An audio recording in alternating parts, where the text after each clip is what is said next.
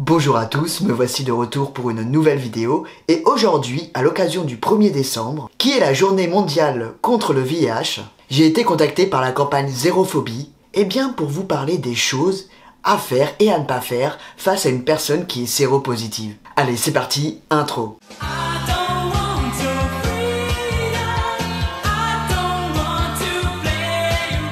Numéro 1, on ne dit pas à une personne comment elle a été contaminée, mais plutôt si elle va bien. Parce qu'en soi, le fait de connaître le mode de contamination du VIH par une personne, ça change rien en sa personne en fait. Surtout qu'il n'y a pas de hiérarchie entre les modes de contamination et puis ça regarde que la personne. En vrai, le plus important, c'est lui demander si tout va bien et d'être présent pour cette personne. Puis en plus, le fait qu'une personne vous confie qu'elle est séropositive, c'est qu'elle vous fait assez confiance pour prendre le risque de se dévoiler aussi. Faut savoir que les personnes séropositives sont trop souvent stigmatisées. La peur du rejet est très présente, la peur d'être jugé, d'être montré du doigt. Et malheureusement, il y a beaucoup de personnes séropositives qui s'isolent et se cachent à cause de cette stigmatisation. Deuxième chose, on ne dit pas SIDA. On dit plutôt VIH, parce que c'est deux choses complètement différentes.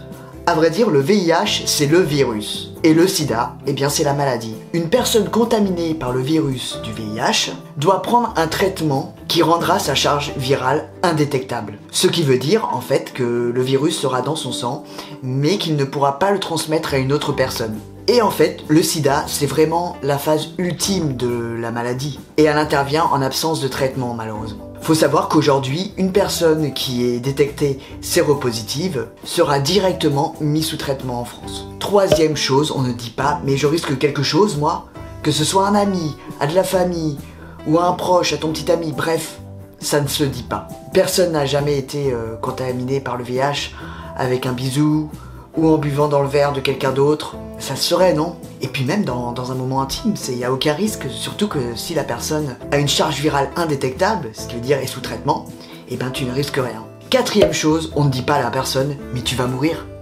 Déjà, à quel moment on pose ce genre de questions à une personne quand on est un tant soit peu diplomate? Donc une personne qui vit avec le VIH contrôlé ne va pas mourir prématurément. Et à vrai dire, une personne séropositive a la même espérance de vie qu'une personne séronégative.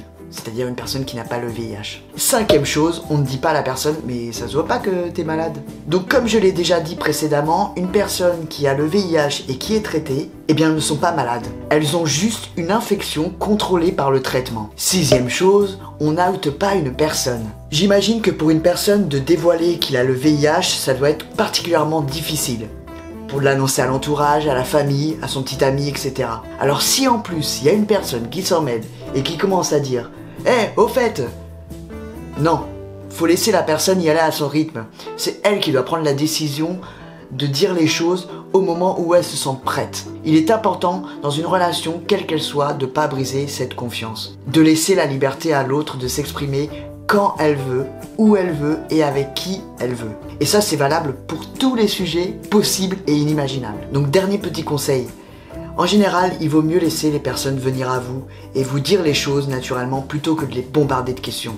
Ça peut être très très gênant. Je dis ça parce que moi-même, étant dans une situation qui n'est pas commune, donc la transidentité. Et il y a pas mal de personnes qui peuvent parfois poser des questions un peu malaisantes, qui ne les regardent pas, j'ai pas forcément envie d'en parler. Voilà, c'est très gênant. Donc il faut comprendre que pour les personnes séropositives, ça doit être aussi extrêmement gênant de recevoir des questions auxquelles on n'a pas envie de répondre sur le moment. C'est même pas le sujet parfois. Essaye de respecter l'autre. Voilà, j'espère que cette vidéo t'aura plu. C'est un petit peu spécial. Encore une fois, on ne parle pas de transidentité, on ne parle pas de mon parcours, on ne parle pas de moi. Mais là, je trouvais que c'était essentiel de parler d'un sujet aussi sensible. Parce qu'il y a des personnes qui se cachent, qui ont peur de parler. Il y a des personnes qui sont victimes d'homophobie, de sérophobie, de transphobie. Toutes les phobies au monde, c'est triste. Du coup, je suis très heureux d'avoir pu participer à cette campagne, de pouvoir en parler à ma façon. Comme d'habitude, n'hésite pas à liker, à partager cette vidéo. N'hésite pas à me suivre sur tous mes réseaux sociaux, notamment sur Instagram, TikTok, Facebook. Tu pourras suivre mon évolution au fur et à mesure. Et je te dis à très vite. Bye bye.